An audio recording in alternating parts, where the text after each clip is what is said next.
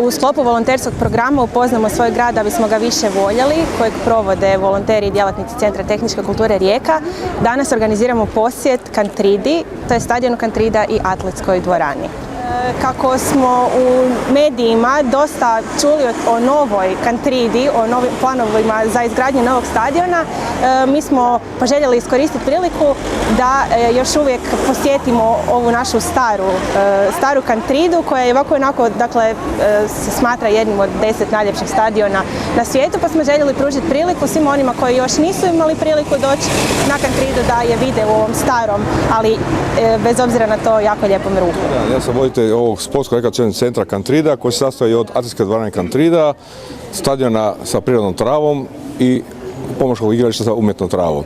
Obići ćemo ovaj objekt koji je sagrađen prije 5 godina, koji je multifunkcionalni, ali uglavnom koristi se za atletiku, za dvonatka prvenstva i za neke komercijalne svrhe. I poslije ćemo ići malo vidjeti da li ovaj stadion Kantridu, malo reći i o povijesti stadiona, koliko se može isčitati iz dokumenata. On je preko 100 godina, znači 102, 103, sad se može neko govoriti tako dalje, ali je spada među, zato ste čuli, među 3 najinteresantija, kao 3. najinteresantiji stadion prema CNN listi, zbog pozicije koja je ovdje u Kavi uz more. Pa čujte, atletska dvorana je smještena na bivšem mjestu gdje je bio teniski tereni i sastoji se, uz dvoranu je zgrada koja je upravna zgrada u kojoj su slačionice za atletičare, a u dvorani ima isto jedno 12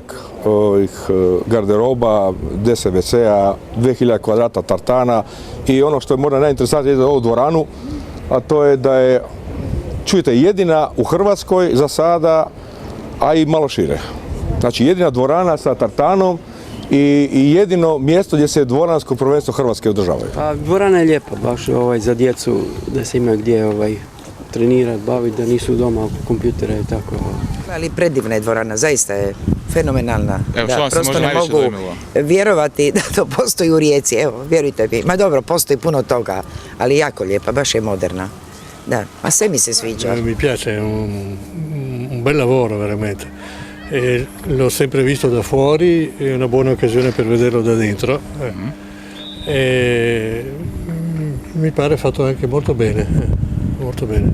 Pa dvorana je fantazija, mislim. Stadion je lijep, ali sad čujem da će ga još i urediti, ne znam šta će napraviti, da bude neiskren, ali vjerujem, s obzirom da imaju sve specijaliste, da će to biti super. Jako je lijepo upoznati ovo, vidjeti, recimo ja sam prvi puta sad u ovoj dvorani, stadion znam kao od prije, ali dvorana je nešto prekrasno. Gdje ćemo govoriti, pa onda, svi znate da je ovo kava. Ovo je kava koja je imala mađarska firma, evo ima naziv ovdje, Schwarz & Gergesson.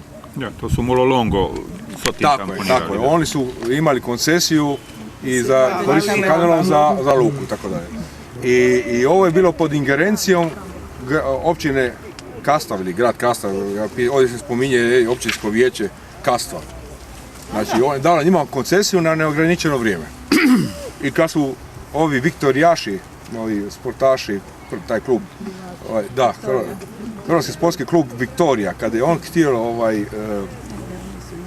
priča je sad, da priča nije da su trčali od Voloska do Dava, da su 26 odmara na zidu i da su gledali dole kandalovi i rekli, budući da Rijeka nema adekvatni teren gdje su mogli nogomet, nego se igralo gdje se stiglo. Zašto ne bi tu napravili? I onda su zatražili normalno. I u ono doba je bilo i tekako papiri su isto morali tražiti. Birokracija. Znači, Koji godina je to? To je 1900 i oni su počeli negdje, pazite, tu se gubi, 1911. počeli već oko toga, jer pazite, njih je čekao veliki posao. Prvo su morali nagovoriti ovog mađarskog koncesionara da je prepusti kamenolom, što nije baš jednostavna stvar. A onda su morali tražiti od Kastva, općinskog vijeća, da im prepusti ovaj teren koji je bio u vlasništvu grada Kastva za sportske potrebe.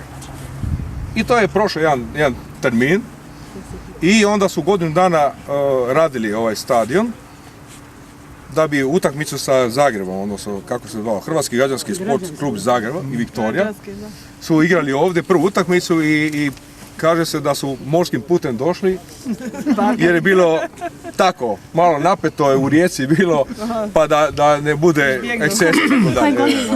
I da je to, da smo dobili 3:0, ne, je piše da 2:0, nije bitno, kaže, mislim, stvarno, bitno smo pobijedili, evo, da. To je prva pobjeda na Dinamo. S kim smo igrali? Viktorija.